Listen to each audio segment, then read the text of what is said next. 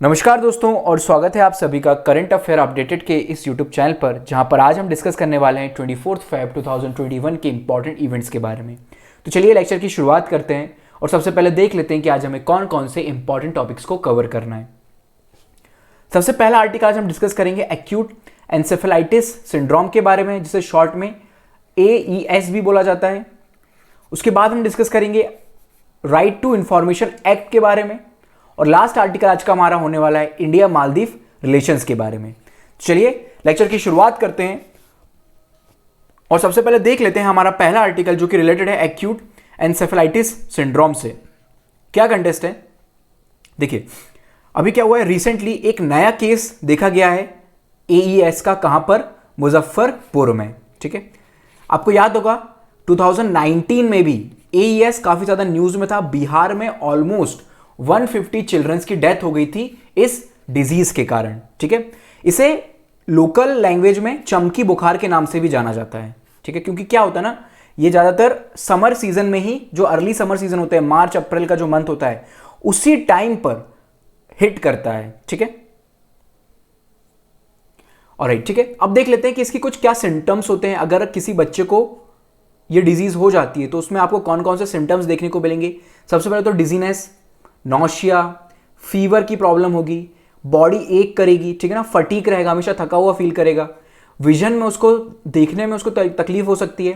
Hearing loss हो सकता है, पैरालिसिस का अटैक भी आ सकता है, सीजूर्स हो सकती है और अनकॉन्शियसनेस भी आ सकती है। ठीक है, ये सारी कुछ इंपॉर्टेंट सिम्टम्स होते हैं जिससे हम ये पता लगा सकते हैं कि बच्चे को क्या है, AES प्रॉब्लम हो सकती है। ठीक है, अगर हम इसके ट्रीटमेंट की बात करें तो एंटीवायरल मेडिसिन दी जाती हैं, एंटी इन्फ्लेमेटरी ड्रग्स वगैरह दिया जाता है, बेड रेस्ट की सलाह दी जाती है, और प्लेंटी ऑफ फ्लूइड्स जो होते हैं, जो आपका मेनली जो वाटर कंटेंट होता है बॉडी में, उसको बना के रखा जाता है कि आपको हाइड्रेटेड रहना है, पानी पीते रहना है हमेशा पर्टिकुलर इंटरवल्स पर। ठीक है, प्रिकॉशंस वगैरह आप क्या ले सकते हैं अगर आपको ये डिजीज से बचना है तो? सबसे पहले तो प्रिवेंटिव वैक्सीन वगैरह, वैक्सीनेशन होता है इस प्रॉब्लम का, आप वैक्सीनेशन ले सकते हैं। ठीक है, लॉन्ग स्लीव्ड क्लोथ पहने आप हमेशा ही। ठीक है, ताकि इस वायरस के कांटेक्ट में ना आए जो कि इस डिजीज को फैलाता है। ठीक है, रेगुलर इंटरवल्स पर अपने हाथों को वॉश करते रहें।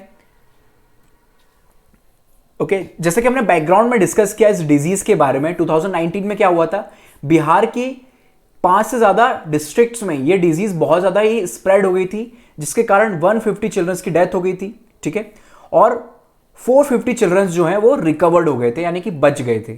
ऑलराइट। ठीक है, इस डिजीज की अगर हम बात करें तो देखिए ये जो है ना, एक ये वायरल डिजीज है। ठीक है ना, यानी कि किसके कारण?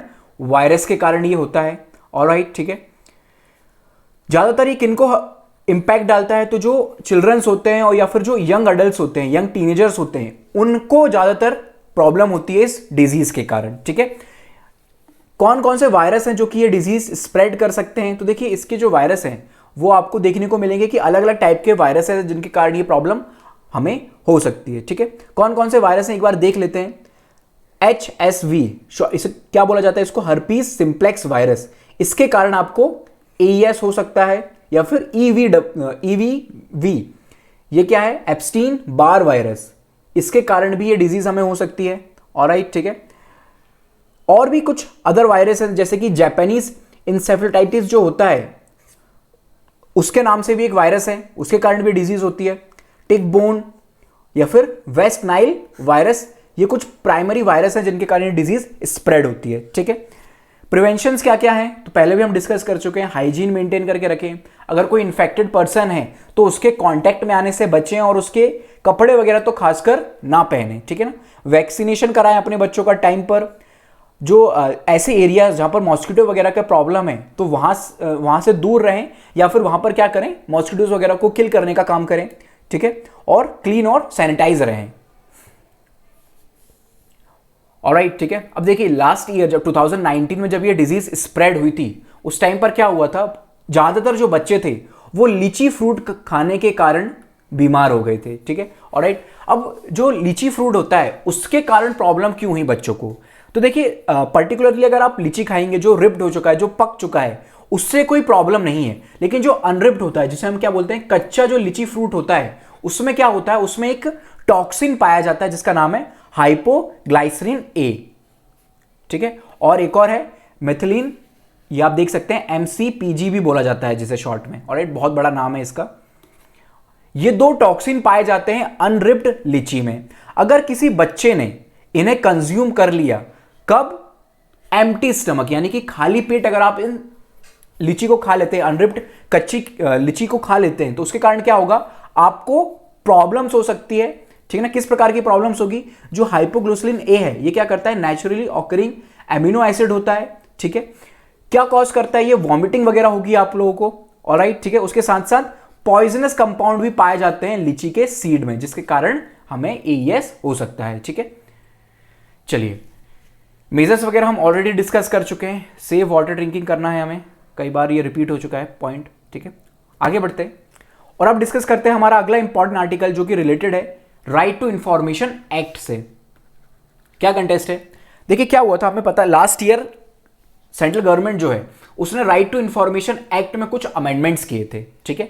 तो उन अमेंडमेंट्स के रिलेटेड हमारे एक पार्लियामेंट्रियन है जिनका नाम है जयराम रमेश, इन्होंने क्या किया था? एक पिटीशन फाइल की थी, ऑलराइट, माफ कीजिएगा, इन्होंने क्या किया था? चैलेंज किया था, ऑलराइट, उस पिटीशन को चैलेंज किया था, जो अमेंडमेंट्स थे उनको चैलेंज किया था। और सुप्रीम कोर्ट ने क्या बोला है कि सरकार को उन्होंने थोड़ा सा क्रिटिसाइज किया है कि आपने जो पिटीशन फाइल की गई है जयराम रमेश के द्वारा, उसके लिए कोई एक्शन वगैरह क्यों नहीं लिया है, ऑलराइट, ठीक है। अभी तक कोई एक्शन क्यों नहीं लिया है, जबकि इस पिटीशन को फाइल किए 1 साल से ज्यादा का समय बीत चुका है। तो अब हम देख लेते हैं कि इश्यू क्या है, ऑलराइट।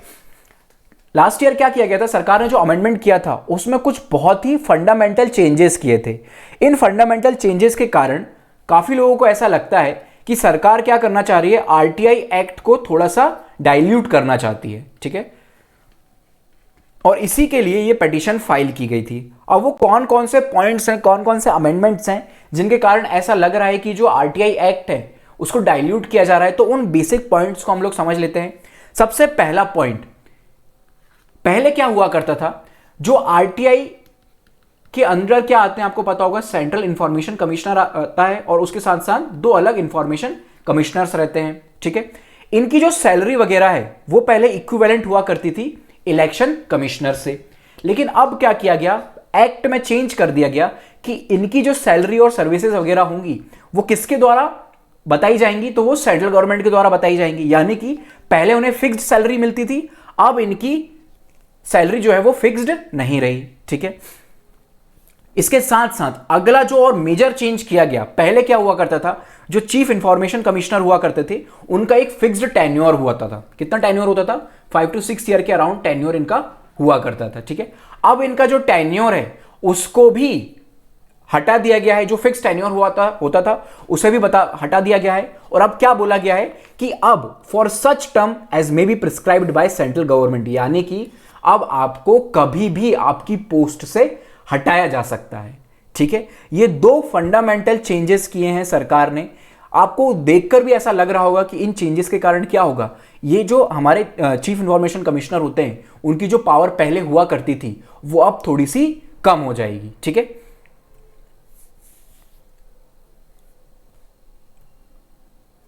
इसके ग्राउंड क्या दिए सरकार ने? सरकार ने ऐसा क्यों बोला है कि हम ये अमेंडमेंट्स कर रहे हैं, ऑलराइट। सरकार का क्या कहना है? तो सरकार ने ये बोला है, देखिए, जो सेंट्रल इंफॉर्मेशन कमिश्नर हैं या फिर RTI एक्ट है, ये स्टैट्यूटरी बॉडीज हैं, ठीक है।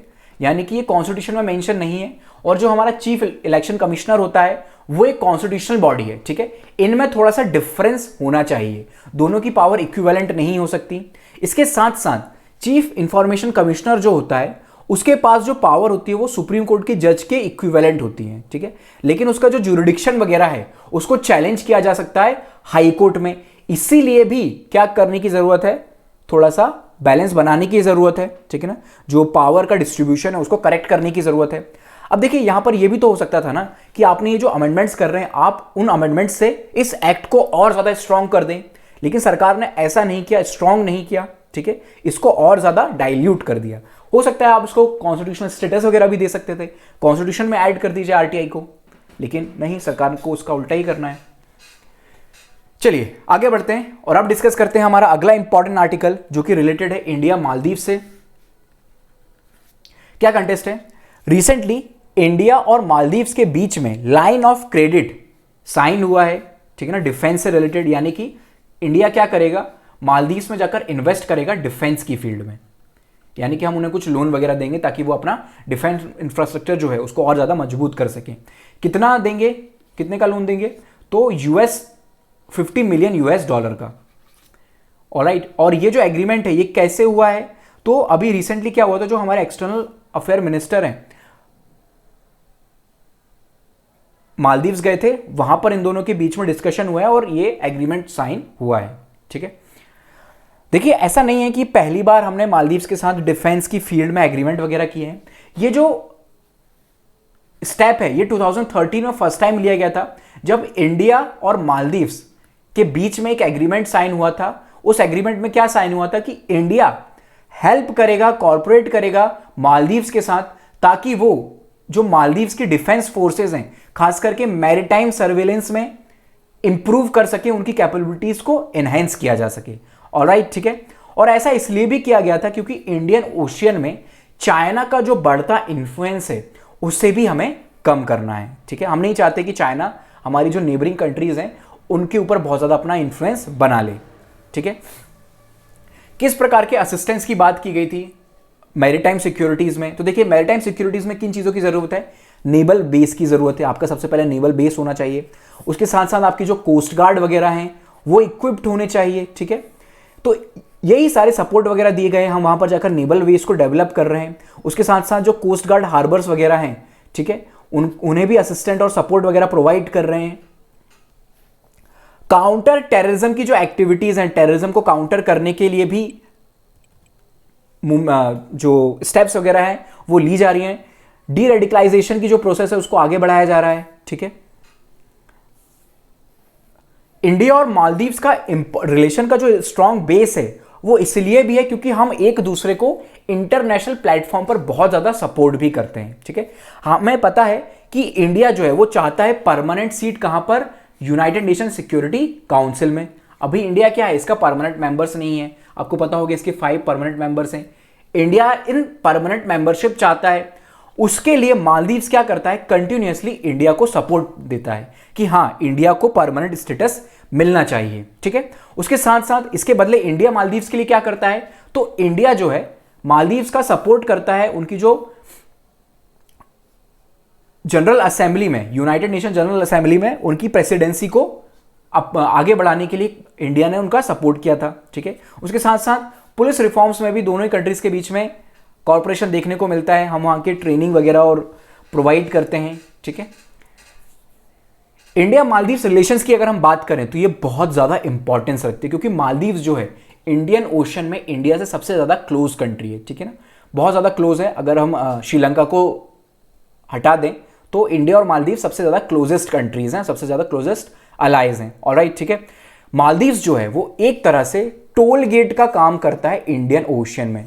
अगर किसी को भी इंडियन ओशन के अंडर एंटर करना है तो उसे मालदीव्स की बाउंड्री से होकर गुजरना पड़ेगा। हम यहां पर मालदीव्स की ओशनिक बाउंड्रीज की बात कर रहे हैं, ठीक है ना, बहुत इंपॉर्टेंट लोकेशन पर है मालदीव्स, ठीक है। इंडिया का जो मेजर ट्रेड है वो भी इंडियन ओशन के रास्ते से होता है। उसके साथ साथ जो गल्फ ऑफ हर्मोज है और स्ट्रेट ऑफ मलक्का है, वहां इन दोनों ही स्ट्रेट के बीच में जो ट्रेड हमें देखने को मिलता है वो भी मालदीव से होकर गुजरता है, ठीक है।